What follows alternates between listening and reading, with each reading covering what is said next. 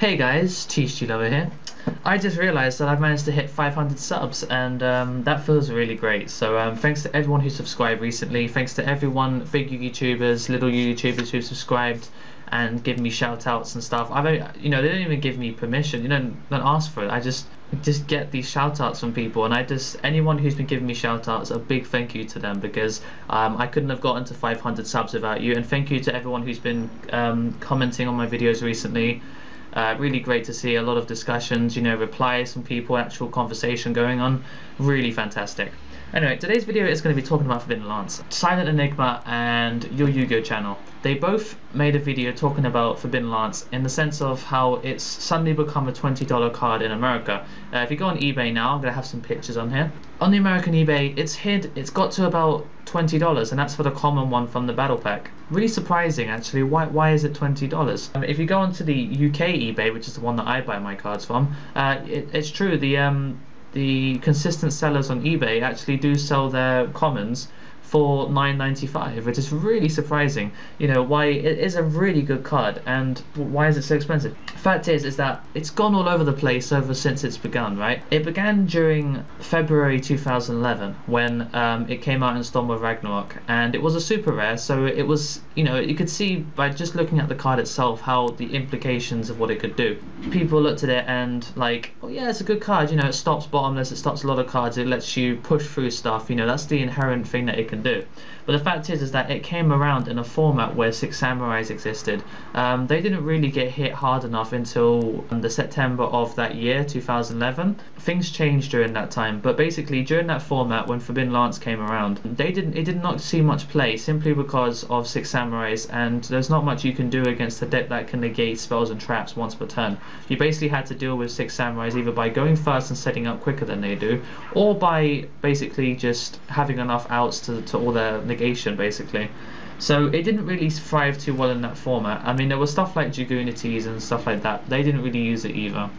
Anyway, it came to around 2011 in September, and we got to that thing now where during Photon Shockwave, when Rescue Rabbit came around, and it really sort of picked up this whole Gwaiba thing. If you look now on Dino Rabbit deck lists, from last format and this format, Dino Rabbits have basically not changed that much, but basically Direct Gwaiba was one of the key plays in the deck, and Forbidden Lance at 3 in that deck meant that you could push through your opponent's big monsters with Gwaiba, get another Gwaiba, make Lager, and you can set some stuff. So you don't actually lose any advantage from doing so.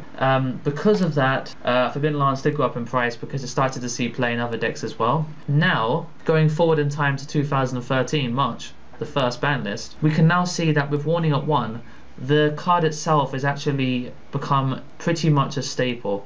Not every deck can utilize it in the same way. It's not like, staple traps like Bottomless, you're basically using it for what it does. But Forbidden Lance can be used in so many ways, and if you know how to, if you have, for instance, a Gwaiba on the field, and they summon a Fire Fist Bear, and it goes up to 1700, and they're intentionally going to crash into your Gwaiba to make sure that you don't get over their monster, and then you flip Lance, and then they lose their 800 attack, and then because they're unaffected by spells and traps, they now lose their 100 boost from Tenki, and any boost that they would have got from the other cards during damage calculation go out the window.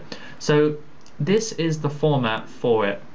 Once Lord Attacking on Galaxy comes out, it doesn't really do much against Prophecy, but against Fire Fist right now, and once Fire Fist get better, it's proven to be really, really good against that deck. It's always going to be able to prevent your Rescue Rabbit from getting destroyed, and with Solemn Warning at 1, this is the format for Forbidden Lance. It is the definite format compared to any other format that has existed in. This is the one, and I feel like it's £20 price or $20 price on it is somewhat justified in the way that most of it is hype, really. I mean, hopefully it will go down, but if it becomes a free out staple, I can only really see it sort of tanking at the price that it's in now.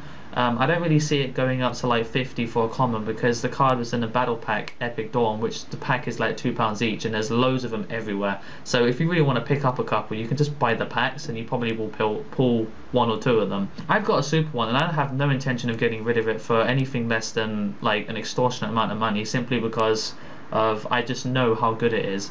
It's better than Book of Moon. It allows you to push through so many things. It makes traps pretty much redundant by this point, just because it can stop anything. It's basically like a negation card you know, that you can activate on your turn. It's really versatile, and anyone who doesn't understand how the card is so expensive, you just have to look at what it can do against decks, you know. I mean, it's not absolutely perfect. That being said, it does hit a lot of decks right now, and in the next upcoming format, it's got a lot of versatility. Spellbook of Fate is going to be a little bit crappy, you know, with Vin Lance around, so keep those little things in mind when you play the card anyway.